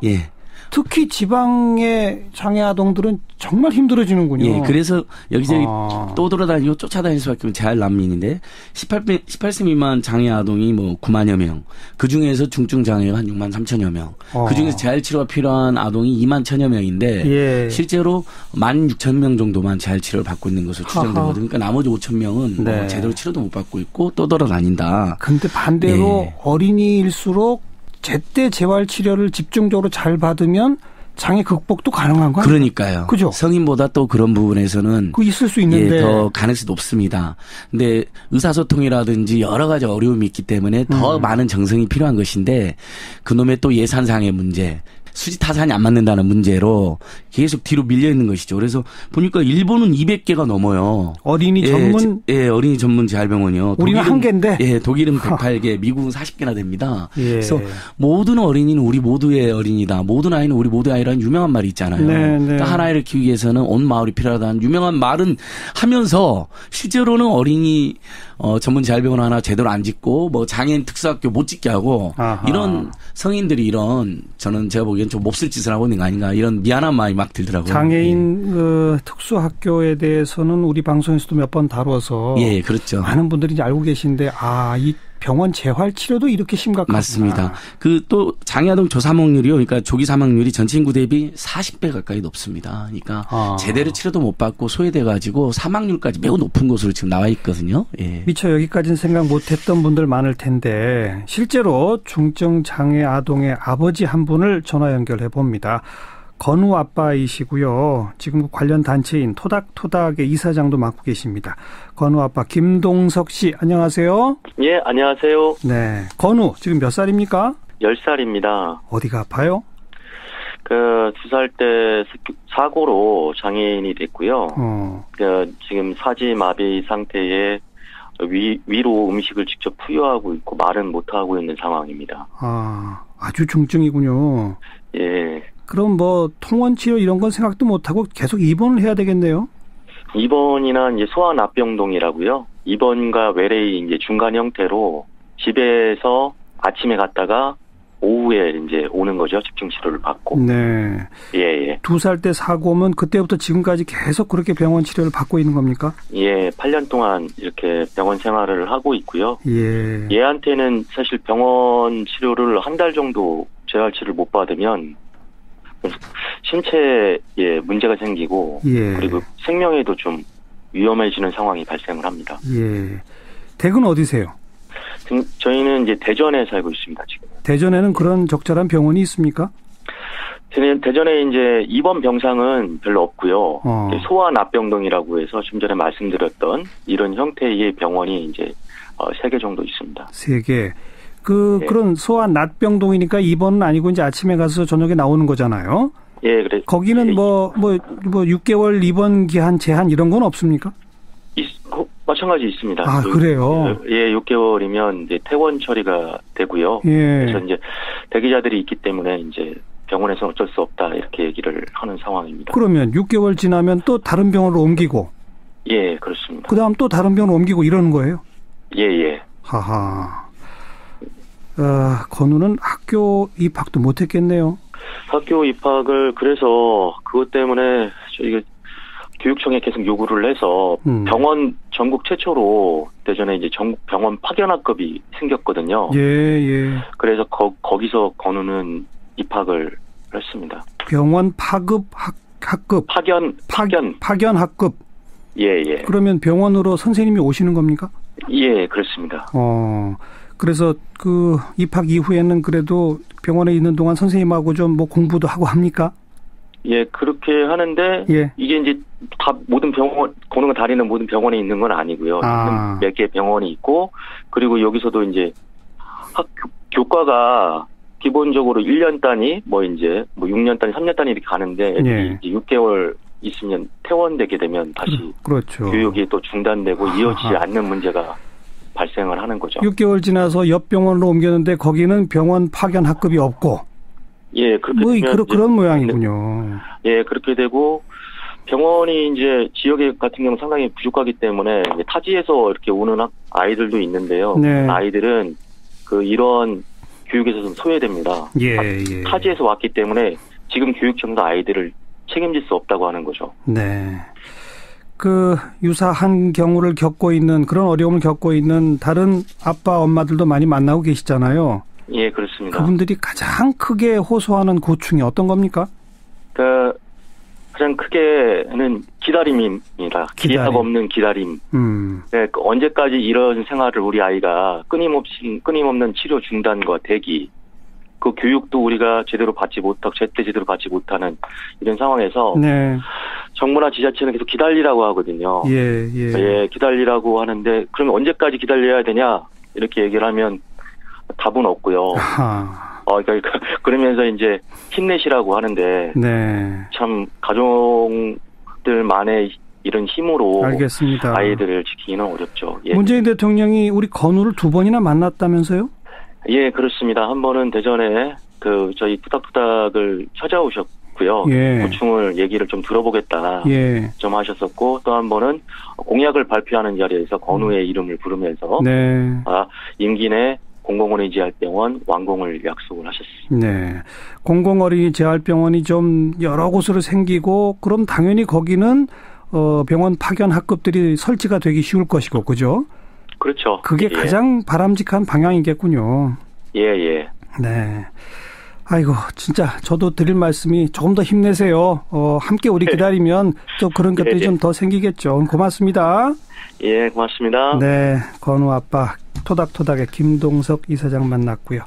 문 대통령이 공약으로 몇 개 짓겠다고까지 했나요? 권역별로 5군데 정도는 짓겠다고 되어 있습니다. 그런데 그렇게 권역별 5군데면 예를 들면 호남에 하나, 충청에 하나, 영남에 하나, 수도권 하나 이런 식이잖아요. 예. 강원도, 제주 하나. 아이고. 그러면 너무 먼 거리를 다니셔야 됩니다. 그러니까요. 9만여 명이 되거든요. 지금 18세 미만이. 그러니까 사실 16개 광역시도마다 하나씩 있는 게 맞다고 생각하고. 아니 최소한이죠. 최소한. 맞습니다. 네. 그러니까 일본만 해도 200개 넘는다고 하지 않습니까? 네. 그리고 또 문제가 지금 아까 넥슨 어린이 재활 전문병원 딱 하나 있다고 그랬잖아요. 서울에. 그건 민간이 한 겁니다. 푸르메 재단이라고 유명한 그 재활 공익 재단 있잖아요. 그렇죠. 그러니까 거기가 모금해가지고 만든 거거든요. 그러니까 민간도 했는데 공공이 없다는 것이 더 부끄럽습니다. 그러니까 우리나라의 보건의료 수준이나 장애인 복지 수준이 그런 정말 어린이들이나 장애인이 소외되어 있다는 게 아주 여실히 드러나 버린 것이죠. 의료계 쪽에서 얘기하는 고충은 없습니까? 어쨌든 이게 민간 병원이 하기에는 비용이 수지가 안 맞는 게 사실이라 계속 고충을 호소하는 거거든요. 네. 그래서 공공이 나서야 된다는 여론이 높은 것이고, 네. 대한물리치료사협회 이분들이 이제 재활 전문가들이잖아요. 그렇죠. 예. 다행히 이분들이 올해 7월 13일 성명을 냈더라고요. 어린이들이 특히 지방의사락관 치료인실로 장애아동들이 수도권 중심으로 떠들게 만들 장애 난민을 만들고 있다. 그러니까요. 그러면 경제적 어려움이 가중되고 가족이 해체되니까 오히려 장애아동의 재활치료를 포기하는 아주 불평등한 현실이 있다. 불공평한 현실이. 그래서 빨리 공공자료병원을 만들어야 된다라는 여론이 성명을 냈고요. 마침 국회에 지방 어린이 재활병원 설립을 운영하는 법률안도 발의되어 있습니다. 네. 더불어민주당의 박범계 의원이라고 법사위 간사 맡고 계신 분이 직접 법안도 냈더라고요. 그리고 대통령께서도 아까 말씀드린 것처럼 후보 시절도 그렇고 여러 차례 빨리 이 법을 통과시켜야 된다. 최소 5개는 만들자.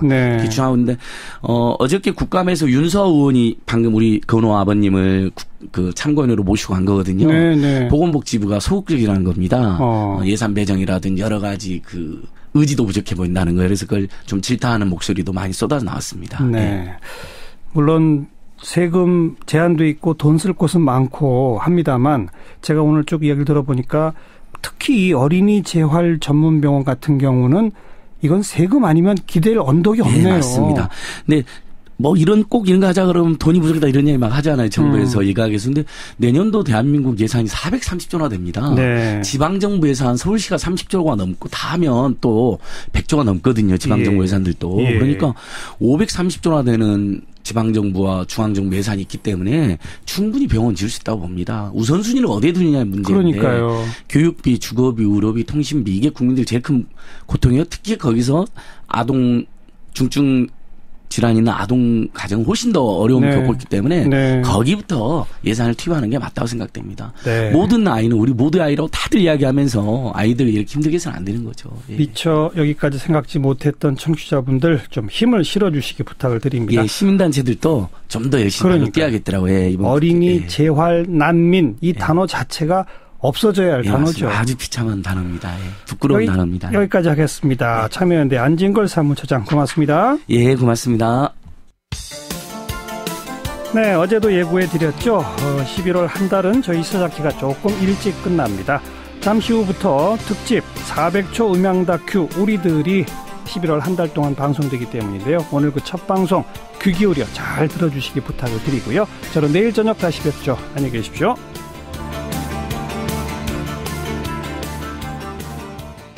태국 국왕 장례 특사 자격으로 다녀왔거든요.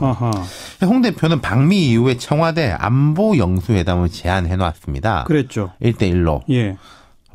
근데 이제 청와대는 뭐 일정이 안 맞는다 이런 이제 이유로 거절을 해서 그 연장선상이었던 거죠. 근데 오늘 문 대통령이 홍 대표가 미국에 다녀온 것이나라고 물론 하긴 했습니다만 따로 대화할 기회가 있으면 좋겠다라고 한 건 따로 만날 수도 있다는 자락을 한번 깔아둔가. 글쎄요. 그러니까 그게 뭐 모르겠습니다. 다시 이제 다 같이 부르겠다는지 아니면 뭐 1대1로 보겠다는 건지 아니면은 순차적으로 만날 수도 있는 거거든요. 당 대표들. 아무튼 뭔가 자락을 깔긴 깔은 거네요. 그렇죠. 그러니까 홍 대표하고는 딱 요 발언이 끝이다. 그렇죠. 다른 사람들하고의 대화는 어땠어요? 야당은 아무래도 비판적이었죠. 심재철 국회 부의장 같은 경우에는 뭐 최저임금, 공무원 증원 등에 대해서 예산이 감당할 수 있을지 걱정이 많다. 뭐 점잖게 이야기했는데 이게 앞으로 만만치 않을 거다 이렇게 그렇죠. 예고를 한 것이고 정우택 원내대표는 곳간에서 인심난다는 옛말이 있다. 경제 곳간은 분명한 재원 대책을 갖고 풀어야 하지만은 정치 곳간은 옥죄지 말고 많이 베풀어야 정치가 여유로워지고 국민이 안심할 수 있지 않을까. 이 이제 옥죄지 마라라는 게 이제 적폐청산 이런 데 대한 이야기겠죠. 그러면서 이제 취임 초에 협치를 강조하실 때하고는 동떨어진 느낌이다 이렇게 덧붙였고 경제 곳간 얘기는 그 예산 빡빡하게 해야 된다. 문제 있다는 얘기고 정치 곳간 얘기는 협치하라는 얘기고. 그렇죠. 반면에 이제 박주선 부의장은 국민의당 소속이잖아요. 안보 문제에 대해서 미국 내 이견이 많은 것 같다. 북한에 대한 군사 행동을 두고 의견이 들쑥날쑥한데 한국에 동의 없는 군사 행동은 안 된다라는 구속력 있는 조치들을 강구해달라 이렇게 말했고. 이건 정부 쪽에 약간 힘을 실어주는 그렇죠. 조금 이제 진보적인 이야기죠. 정의당 이정미 대표도 정책과 예산에 대한 국민 체감도가 중요하다. 실현 가능한 정책을 뒷받침할 수 있는 과감한 증세를 해야 된다. 주문은 있습니다만은 방향이 다르죠. 완전 다르죠. 그렇죠. 자유한국당 쪽하고 국민의당하고 정의당하고. 각자 자기네 당론 얘기한 거네요. 그렇죠. 대통령 앞에서. 그리고 이제 좀 또 독특한 것이 안철수 대표도 참석했죠. 홍준표, 안철수 두 사람은 원외지 않습니까? 하지만 당대표니까. 그렇죠. 한 대표는 개헌과 선거법 개정은 미래 설계 기반이므로 매우 중요한데 제대로 진행될지 우려가 깊다. 대통령께서 직접 관심을 가지고 역할을 해 주시길 부탁드린다. 이것도 역시 국민의당이 하고 싶은 얘기 한 거군요. 이거는 좀 다당제 이쪽하고 연결되는 건데 근데 마침 대통령 시정연설에서 개헌에 대한 강조점이 포함되어 있었어요. 자, 이렇게 각자가 하고 싶은 말 한 거에 대해서 대통령은 뭐라고 답변했어요? 총괄적으로 이야기한 건데 최저임금 인상은 최저임금위원회의 결정으로 이미 이루어졌다. 국회가 후속조치 마련의 지혜를 모아달라. 세금 문제죠. 그렇죠. 이것도? 그리고 한중관계 이 부분에 대해서 뭐 사드에 대해서 이제 더 이상 안 늘린다 뭐 이런 거 너무 명확하게 말한 거 아니냐라는 지적이 있었는데 한중관계 정상화에 대해서는 조금 더 시간을 갖고 평가해달라 이렇게 말했어요. 이 자리가 원래 경론이 오가고 뭐 얼굴 붉힌 자리는 아닙니다만은 박근혜 전 대통령 때에 비하면은 좀 상당히 구체적인 이야기들이 이 정도면은 나온 거예요? 당 대표나 뭐 국회의장들 의장단 사이에서는 이 정도면 구체적이었던 것 같아요. 네. 네. 제가 보기엔 뭐 전원 참석이 하나의 의미가 있고, 그렇죠. 그다음엔 각 당이 하고 싶은 얘기 했다. 예. 그렇게 정리하면 될 것 같네요. 네. 수고하셨습니다. 감사합니다. 윤태권 실장이었습니다. 1부 마치고요. 7시 5분 2부에 다시 옵니다.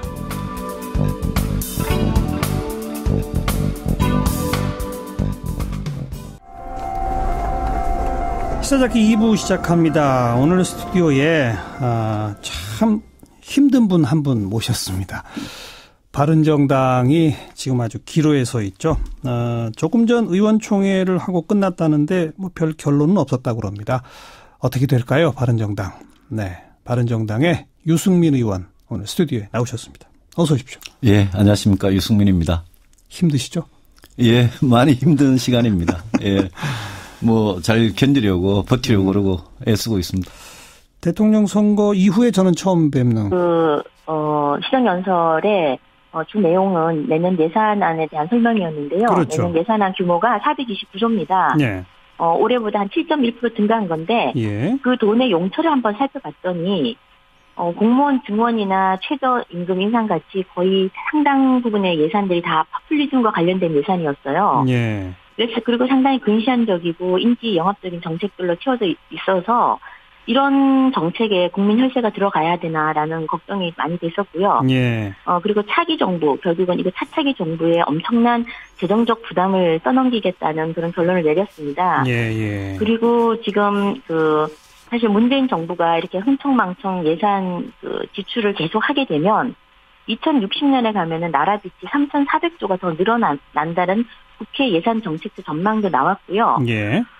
오늘 전체적인 예산안 내용을 보면서 정말 5년만 생각하는, 그리고 또 한 치 앞이 캄캄한 그런 욜로 정부가 아닌가라는 그런 생각이 들었습니다. 예. 자유한국당은 그러니까 공무원을 좀 늘린다든지 최저임금을 올리는 것 자체에 반대십니까? 아니면 좀 과도하다는 겁니까? 과도하다는 거고요. 과도하다. 특히나 공무원 증원 같은 경우에는 실상을 파악해서 어떤 데 공무원이 필요한지를 먼저 조사를 한 다음에 그다음 증원을 해야 되는데 예. 그런 왜 필요한지 이런 한마디 설명도 없이 그냥 우선 늘리고 보자는 거고요. 이제 지금 늘렸을 때 이제 5년 정도 지금 전체 예산은 내년은 뭐 3만 명 정도입니다. 김정재 의원님 소리가 갑자기 좀 이상해졌는데 수화기를 입에 좀 가까이 대고 말씀해 주시고요. 네네. 예. 말씀하세요. 네. 네네. 이제 잘 들립니다. 네. 공무원 증원에 대해서 우선 늘리자는 식으로 하는 게 걱정이고요. 예. 그리고 또 다른 예산들이 뭐 한마디로 너무 장기적이지 않고 근시안적이라는 거죠. 그게 지금 제일 저희가 우려하는 바입니다. 공무원 증원에 대해 최저임금은 최저임금을 인상을 하는 것은 점진적으로 인상을 하는 것에 대해서 저희는 반대는 안 합니다만 이 인상된 것에 대해서 모자라는 부분, 부족한 부분을 사기업을 또 세금으로 이거를 메꿔준다는 것, 거기에도 굉장히 문제가 많다고 생각을 합니다. 예. 공무원 증원 최저임금 증액의 속도가 문제다 이 말씀이고 네. 공무원에서는 어디가 필요한지가 없다고 하셨는데 5년 로드맵을 얼마 전에 정부가 냈어요. 경찰 공무원 몇만 명, 뭐 소방 공무원 몇만 명 이렇게 구체적인 내용을 밝히지 않았나요? 그 내용을 보면 사실상 지방에서 얼마가 필요하다 이렇게 해서 올린 게 아니고요. 각 지역에 얼마를 중앙에서 기계적으로 정해서 내려줬다는 겁니다. 예. 그래서 사실상 실제로 들여다보면 정말 필요한 곳에 그 공무원 수요가 필요한 곳에 가지 않는다는 거죠. 예. 아직까지 뭐 전수조사나 제대로 그런 절차를 밟지 않고 그냥 당선되시고 바로 그냥 발표하고 거기에 예산을 퍼붓겠다는 겁니다. 거기에 대해서 걱정을 하는 거죠. 그러니까 자유한국당은 재정을 확대하는 방향과 그 정책 자체에 반대이신 거죠? 네네. 오히려 정부의 역할은 커져서는 안 된다, 줄어들어야 한다 이런 방향인가요? 아니요. 정부의 역할이 커질 때는 커져야겠지만 이렇게 지금 특정 분야, 소위 말하면 일자리 늘려야 된다 그러면 사실 일자리는 기업에서 늘리는 거 아닙니까? 예. 그런데 이렇게 공무원만 포커스를 맞춰서 숫자 늘리기에 급급해하니까 여기에 대해서 안타까운 거고요. 만약에 국민들한테 필요한 정부가 큰 역할을 해야 되는 것이 있다면 적극적으로 개입을 해서 인구 격차도 줄이고 그런 거는 큰 정도 역할이 좀 필요할 때도 있죠. 알겠습니다. 네. 세금 심의 과정에서 예산 심의 과정에서 아주 격론이 예상이 되고요. 지금 이 반응만 봐도. 그다음 이제 개헌 문제에 대해서 뭐 국민 기본권, 지방분권 등등을 강조하는 그러면서 공약대로 내년 지방선거에 국민투표 하자라고 제안했는데 야당 생각은 어떻습니까? 개헌에 대해서는 뭐 야당도 마찬가지로 필요성을 인정하고 있고요. 네. 다만 이것이 뭐 내년 지방선거 때 반드시 하겠다라는 이런 그냥 레토릭으로만 되는 게 아니라 끊임없이 여야 같이 협상해 나가면서 간격도 줄이고 예. 또 국민의 의견도 같이 수렴하는 과정을 거쳐야 될 것 같습니다. 그렇죠. 그런데 네. 그러기에는 지금 국회 개헌특위하고 정개특위가 활동은 하고 있습니다만 뭐 거의 활동이 잘 안 되고 제대로 예. 네네. 활동이 제대로 안 되고 있고요. 지금 그러기에는 너무 지금 여야가 대치 상황들이 많습니다. 뭐 당장 최근에도 보시다시피 이렇게 언론 장악을 뭐 일방적으로 독주하듯이 해버리니까 결국은 또 여야가 경색이 되고 거기에 따라서 개헌 논의도 충분히 되지 않고 그 피해는 결국 국민이 보게 되겠죠. 네. 그래서 이런 정말 진정성 있게 좀 소통하는 모습을 좀 보였으면 합니다. 뭐 그렇잖아도 오늘 상복을 입으시고 현수막까지 펼쳐 드셨는데 일각에서는 그것 조금 좀 국회 품격 떨어뜨린 거 아니냐 이런 평가도 나옵니다. 어떻게 말씀하시겠어요? 국회 품격도 있겠지만 지금 나라의 품격이 이렇게 추락하는데 어떻게 보고만 있겠습니까? 그래서 제1야당으로서 나라의 품격을 지키기 위한 최소한의 한거이자 몸부림으로 바쳤으면 감사하겠습니다. 네. 네. 즉 다시 말해서 정부와 여당이 좀 더 소통의 자세, 협치의 자세를 보여라 이 말씀인데 네네. 구체적으로 어떻게 하면 될까요? 그리고 오늘은 참 특히나 저희가 현수막을 통해서 국회 납포된 과정, 네.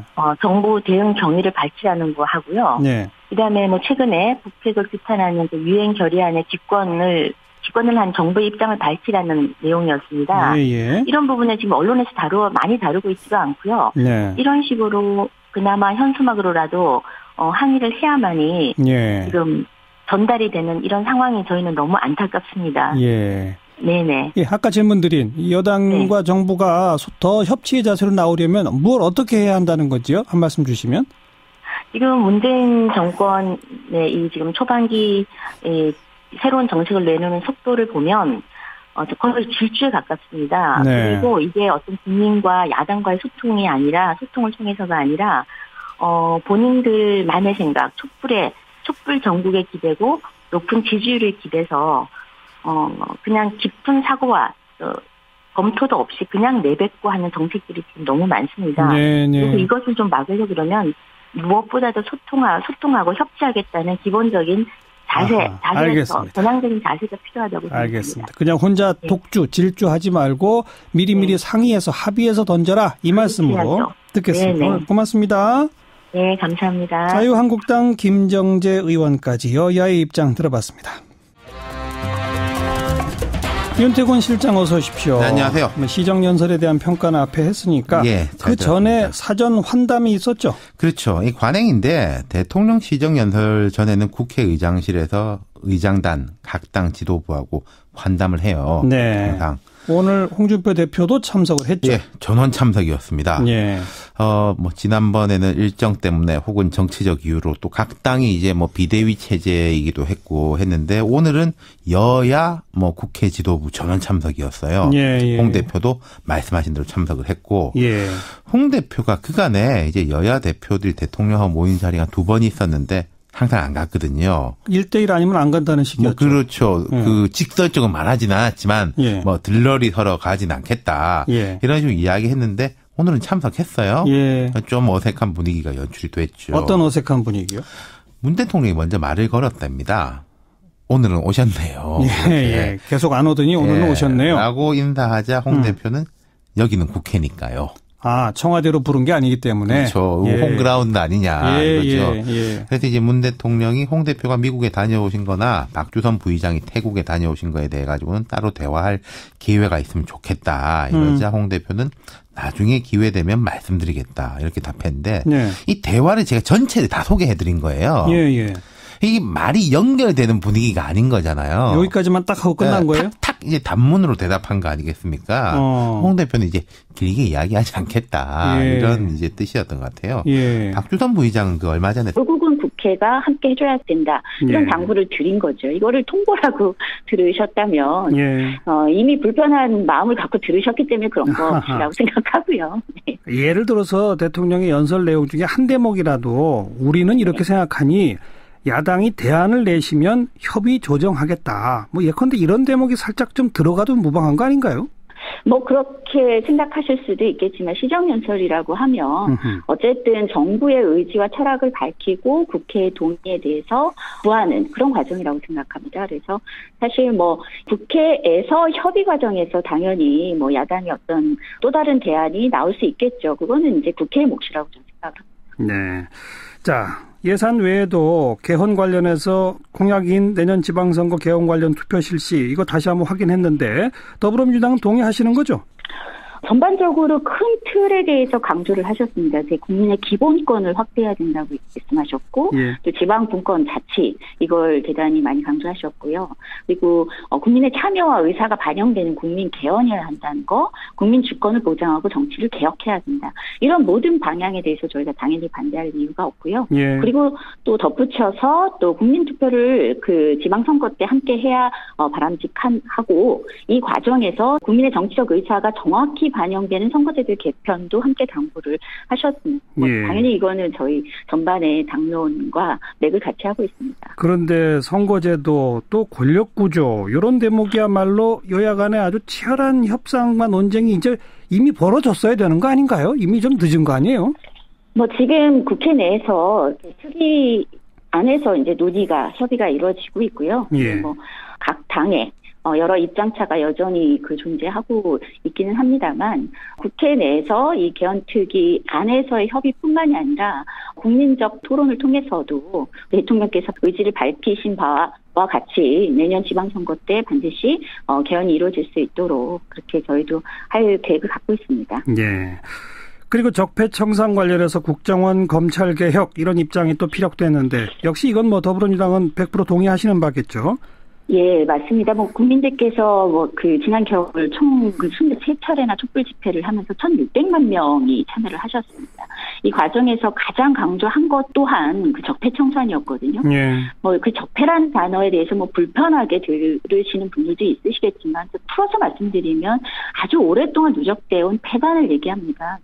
최근에 취업비리라든가 이런 여러 문제도 있고 또 이 정치가 사실은 공정하게 흘러가지 않는 부분, 경제 전반에 있어서 양극화 심화되는 부분, 이 과정에서의 또한 정치의 잘못 이런 부분을 국민들께서 반드시 개혁돼야 된다. 이런 적폐가 해소돼야 된다라고 의사를 밝히고 있고요. 당연히 이는 대통령뿐만 아니라 국회도 다 동의하고 함께 해야 되는 과제라고 생각합니다. 네. 국회도 다 동의하고 해야 한다고 생각한다라고 거듭 말씀하시는데 야당의 자세는 녹록지 않습니다. 예산안 통과, 야당과의 설득을 어떻게 노력하실 건지 짧게 한 말씀만. 협치 대통령께서도 강조했고 저희 더불어민주당도 다당 체제에서 여야 협치가 대단히 중요하고 대화가 중요하다고 저희도 믿고 있습니다. 그래서 이전에도 여러 어려움이 있었고 또 예산안 처리 과정에서도 분명히 어려움이 존재할 것이다라고 저희는 생각은 하지만 그럼에도 불구하고 적극적인 소통의 자세, 낮은 자세로 반드시 원만한 예산안 통과를 만들어내도록 하겠습니다. 네, 알겠습니다. 고맙습니다. 네, 고맙습니다. 더불어민주당 원내대변인 재용경 의원이었고 자유한국당 원내대변인 맡고 있는 김정재 의원 연결합니다. 김정재 의원 안녕하세요. 네, 안녕하세요. 김정재입니다. 네, 대통령의 시정연설 총평해 주신다면요. 네, 오늘 크게 기대한 것은 아니었지만 조금이라도 기대한 것이 후회될 만큼 실망이 컸습니다. 네. 북핵 문제를 비롯한 안보 문제로 걱정이 많은 국민들께 오늘 곡간 걱정까지 더해준 거 아닌가 싶습니다. 한마디로 국민 불안만 가중시킨 그런 시정연설이 아니었나 싶습니다. 어떤 점에서 불안을 더 가중시켰나요? 네, 사실 오늘 여러분 안녕하십니까? 정관용입니다. 문재인 대통령 오늘 국회에서 시정연설을 했죠. 여야의 반응 들어봅니다. 여야 원내대변인들 차례로 연결하겠고요. 7시 5분 시작되는 2부에서는 지난 대통령 선거 이후에 처음입니다. 바른정당의 유승민 의원 스튜디오에 직접 초대했어요. 지금 아주 힘든 상황이죠. 네, 오늘 의원총회도 열렸는데 개혁 보수라는 기치가 많이 흔들리는 상황 아닌가 싶어요. 유승민 의원과의 집중 인터뷰 기대해 주시고요. 안진걸의 이웃사람, 오늘은 어린이 재활병원 문제를 들여다보도록 하겠습니다. 광고 듣고 시작하죠. 문재인 대통령이 오늘 국회 시정연설을 했습니다. 내년도 예산을 포함해서 개헌안 등 굵직한 국정과제에 야당의 협조를 구했는데 여야 평가는 사뭇 다르게 나옵니다. 자, 여야 원내대변인들 차례로 연결해보죠. 먼저 여당 입장입니다. 더불어민주당 원내대변인 재윤경 의원, 안녕하세요. 네, 안녕하세요. 네, 칭찬하시겠죠? 예, 일단은 여러 정부의 고민이 많이 담긴 예산안이라고 생각하고요. 네. 그리고 새 정부가 지향하고 있는 가치를 충분히 반영한 예산이라고 저희는 평가를 하고 있습니다. 네. 예산안뿐 아니라 개헌 문제도 언급하고 안보 문제도 언급하고 했는데 전체적으로 평가를 좀 해주신다면. 일단 사람 중심 경제를 위한 예산이라고 강조를 하고 있습니다. 그래서 일자리 창출이나 그리고 가처분 소득 증대, 그리고 혁신 성장, 환경, 안전, 안보 분야의 크게 4가지 예산 확대 방향을 오늘 대통령께서 구체적으로 제시를 하셨습니다. 예. 대통령의 임기 첫 해 연설이 사실은 2차례나 있었던 것인데요. 예. 이거는 사상 최초라고 볼 수 있습니다. 그만큼 국회를 존중하고 소통과 통합의 정치 이런 걸 찾아가겠다는 대통령의 노력과 의지를 분명히 밝힌 그런 연설이 아니었나 싶습니다. 네. 자유한국당 의원들이 검은 상복 입고 항의 피켓도 들었잖아요. 네네. 이건 어떻게 보세요? 사실 매우 좀 안타까웠죠. 그러니까 그거는 이제 국회법의 좀 위반 여부도 좀 있어 보이고요.